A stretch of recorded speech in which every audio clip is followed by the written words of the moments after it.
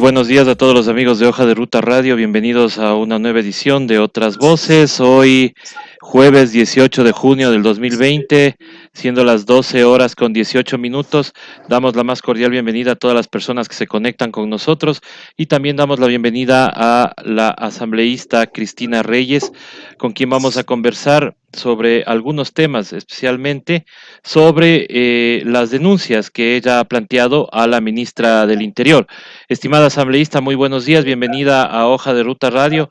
Cuéntenos cómo va el tema de las denuncias que usted ha planteado a la ministra del Interior y cuál va a ser el trámite a seguir. Muy buenos días.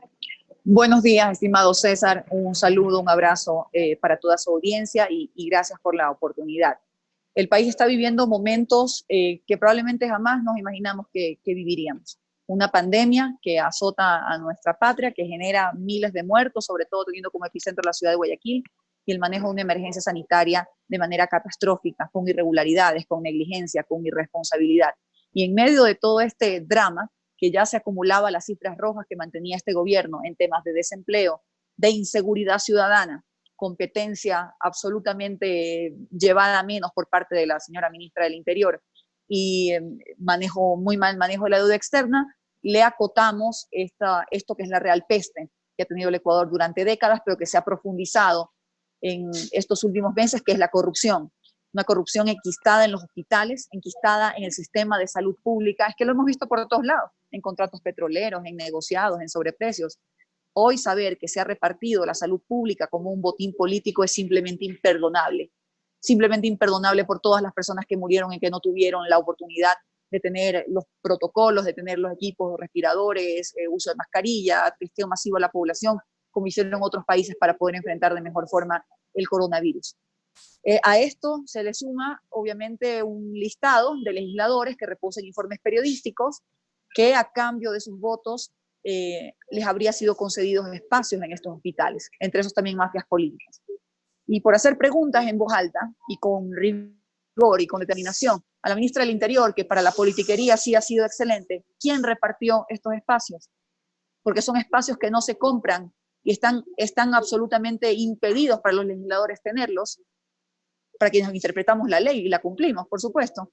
Son espacios otorgados por el gobierno nacional, en el hospitales tanto sobre todo del Instituto Ecuatoriano de Seguridad Social. Además, asambleísta, pero este tema del listado de los asambleístas que supuestamente están en el reparto de los hospitales, obviamente sale la semana anterior, pero no se ha tomado ninguna acción. Por ejemplo, por menos se ha hecho ya investigaciones de la fiscalía y ahora la fiscalía como que no actúa de la misma manera. ¿Qué opina usted? Bueno, la fiscalía tiene que actuar de oficio. Es una noticia criminis. Se han determinado suficientes evidencias de los nexos de familiares.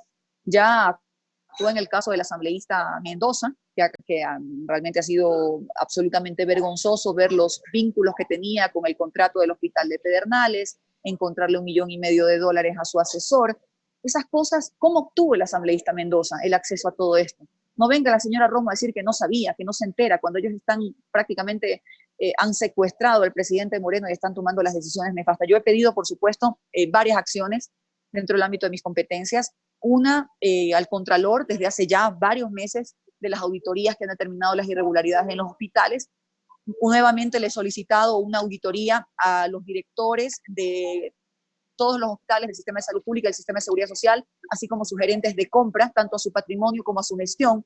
Y por último, también, más allá de que la fiscal tiene que actuar en el caso de los legisladores comprometidos a través de estos informes periodísticos, he solicitado a la fiscal Diana Salazar inicie las investigaciones al tío de la señora María Paula Romo, Andrés Romo, vinculado hace algunos años en la red Peñaranda, quien hay una denuncia pública de la doctora Rosa, que tiene mucho miedo por su vida, que ha venido a mí, hemos conversado, yo he puesto en conocimiento esto a la fiscal, ha tenido que renunciar por las pillerías de este personaje en el Hospital General Luis Dávila de la provincia del Carchi, asimismo de los hospitales en la provincia de Imbabura. Este familiar de la señora Romo es quien fue diputado en su época, en 94, 96, por ahí más o menos. Sí, por el PRE. Ajá. También tendrá que explicar la señora Romo quién le dio a la familia Bucarán, al expresidente Bucarán, el manejo administrativo de los hospitales, en este caso el Teodoro Maldonado Cargo, el Hospital de los Ceibos, que han sido saqueados, y obviamente las evidencias y las irregularidades están a la vista, ya la fiscal ha hecho algunos operativos. ¿Por qué tenemos que llegar a este punto de inflexión para darnos cuenta del pésimo manejo que han hecho de nuestros recursos públicos? De que tenemos unas autoridades que están obnubiladas por el poder y no están allí para servir a los ecuatorianos, sino para sucios y serviles intereses de carácter particular. El país tiene que cambiar. Hemos presentado también, César y amigos que nos están escuchando, porque la corrupción no solamente debe ser castigada y sancionada, la corrupción tiene que ser prevenida. Es la única forma de garantizar que los recursos se inviertan de manera correcta, que vayan a salud. No deberíamos ni estar hablando de estos temas. Exactamente. Deberíamos estar hablando cómo los niños de la costa que han iniciado su régimen escolar no tienen conectividad, no tienen tablets, porque obviamente la pandemia es un factor exógeno, ciertamente, es un factor exógeno que había que hacerle frente como la mayoría de países del mundo, pero teníamos que adecuarnos, estar a la vanguardia, por lo menos invertir para que nadie se quede atrás, porque la corrupción mina el desarrollo. Y ya iba, si tienes otra pregunta, al tema de cómo prevenir la corrupción. Claro, sí, bueno, yo tenía el tema de la deuda externa que usted ha nombrado, que es mal manejo de la deuda externa, por ejemplo, pero ¿qué pasó con los pedidos de juicio político al señor ministro de Finanzas? Porque el pueblo lo que quiere es que justamente se aclaren estas cosas. Hay un pago ahí a Goldman Sachs y al Credit Suisse que es inexplicable. Entonces, ¿qué pasa con esos pedidos de juicio político? Si no tuviéramos una Asamblea Nacional que estuviera maniatada, cuyas voluntades de los legisladores no estuvieran secuestradas, porque ya sabemos que han sido pagadas a cambio, y es la señora Romo la que maneja los hilos de la Asamblea Nacional, con esa actitud perniciosa de interferencia en las votaciones y en las decisiones del Parlamento, estos juicios ya estarían siendo procesados, porque tendríamos un Parlamento que se hubiera indignado frente a esa actitud criminal de Richard Martínez, que se sientan encima ofendidos, hipersensibles con que se les diga la verdad. Yo comparto con usted cómo es posible en el mayor momento de mortandad de la pandemia, sobre todo en mi ciudad natal, en la ciudad de Guayaquil, que murieron miles de personas y no tenían acceso a atención médica y se saturó absolutamente todo y no había equipos de bioseguridad ni compra de pruebas de testeo masivo. Este señor muy campante pagó 344 millones de dólares a tenedores de bonos, mintiendo, diciendo que solamente se pagaba capital, se pagó intereses. En los balances, que también los ha mostrado el economista Marco Flores, también se revela de que a acreedores internacionales que no reposan los nombres se les ha entregado cerca de 1.290 millones de dólares. Pero en este país no había para medicinas, en este país los médicos se morían, en este país no tuvimos plata para enfrentar la emergencia, en este país no se le paga todavía a los médicos y a los maestros, y al contrario, quieren hacer recortes en el sector de la educación y de la salud.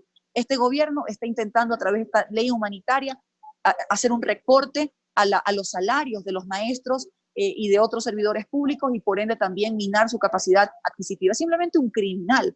Claramente está obedeciendo intereses corporativos, intereses de banqueros, intereses de tenedores de bonos, y no prospera el juicio, César, nosotros somos proponentes de uno, porque no hay voluntad política, porque claramente les están encubriendo, porque la voluntad de muchos parlamentarios está minada. Por eso es que pedimos muy respetuosamente a la fiscal general de la Nación que avance rápidamente con las investigaciones, con las evidencias que se le ha entregado, para que determine los nexos delincuenciales que hay entre muchos asambleístas y, por supuesto, los repartidores, en este caso las repartidoras, la señora Romo, en la entrega de los hospitales públicos a cambio de las votaciones y del blindaje político en la Asamblea Nacional. Esto ameritaría que los asambleístas que constan en esa lista pues puedan ser destituidos también, porque no es parte de sus funciones el estar tramitando puestos para hospitales públicos.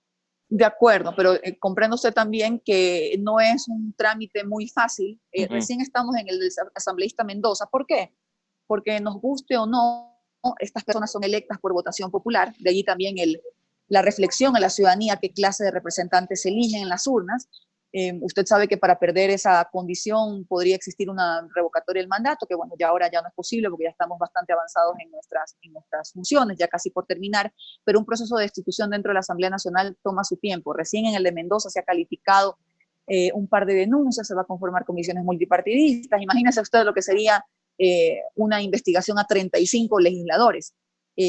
presuntamente vinculados con esta red de repartos de los hospitales. Pero la fiscal sí puede actuar dentro de sus fueros, porque estamos hablando de delincuencia común. No estamos hablando, nosotros solamente tenemos una inmunidad parlamentaria en nuestros pronunciamientos políticos.